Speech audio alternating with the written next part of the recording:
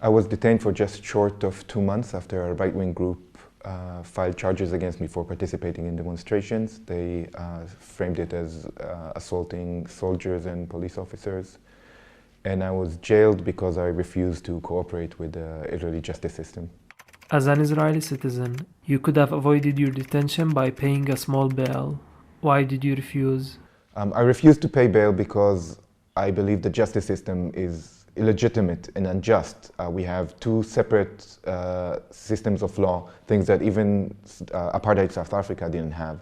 So if I'm arrested together with a Palestinian comrade at the same demonstration in the West Bank under the same circumstances, same charges, I will be brought in front of an Israeli judge, a normal Israeli judge, and the Palestinian will be brought in front of a military judge. I will have to be brought before the court within 24 hours, the Palestinian within 96 hours. The whole system is different and not equal. What about your ongoing criminal probe for incitement to terror? On the day that I was arrested, an article was published in my name calling on Israelis, basically calling on Israelis to join Palestinian resistance, and it mentioned the children of stones and Molotov cocktails. And it said explicitly that Israelis should not try and lead and set the terms of Palestinian resistance.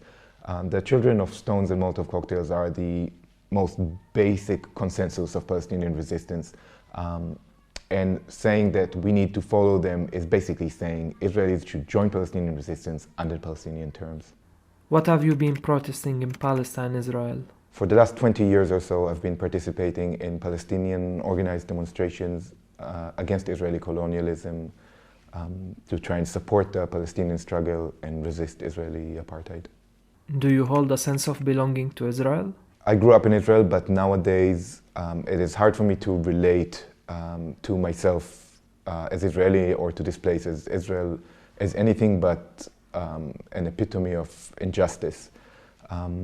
The only sense of belonging I have to this place is through resisting its policies and practices of repression and colonialism.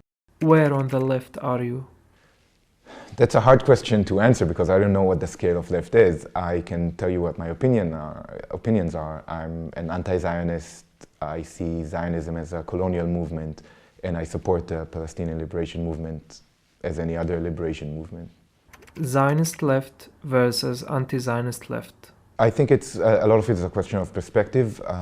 The Zionist left usually views the conflict starting from 67 as something going wrong starting with 67, and mostly from within the perspective of Israeli society, while anti-Zionists go much further back and see the situation as a classic colonial situation and figuring out way for going forward towards decolonization and fighting against the current situation. Co-resistance with Palestinians. Do you think it can be effective? I think joining Palestinian resistance is the least that Israelis could and should do while accepting the terms Palestinians set. It really is a Palestinian decision of how and whether they want Israelis joining. For me, it has been the most effective way I can think of trying to face colonialist realities in Palestine. For some Palestinians, living in Israel doesn't match with the fact of being anti-Zionist activist. What do you say? Well, all Israelis obviously benefit from occupation and colonialism. There's no way around it. So I can definitely see aspects of that point of view. Having said that, I don't really see any other realistic option for me right now other than joining Palestinian resistance in whatever way possible and using my relative privilege to try and combat the system. Your hope for Palestine, Israel? Well, I'm an anarchist, but in the shorter term, I believe that the best solution is one democratic state with measures for decolonialism, including a return of the refugees, of course, land reforms, everything around that.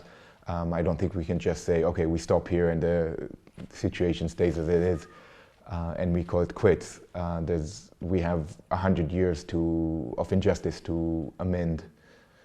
But again, this is a colonial situation, and how to decolonialize is a Palestinian decision that I can only take part in, not lead. Israel, in a few words. Israel for me is the realization that no matter where you were born or how you were born, there are some truths that you need to unlearn and learn again, and see different sides of it. It's the realization that one of the most important things that a dissident can do is cross borders, not looking back. Israel for me is today the target of resistance.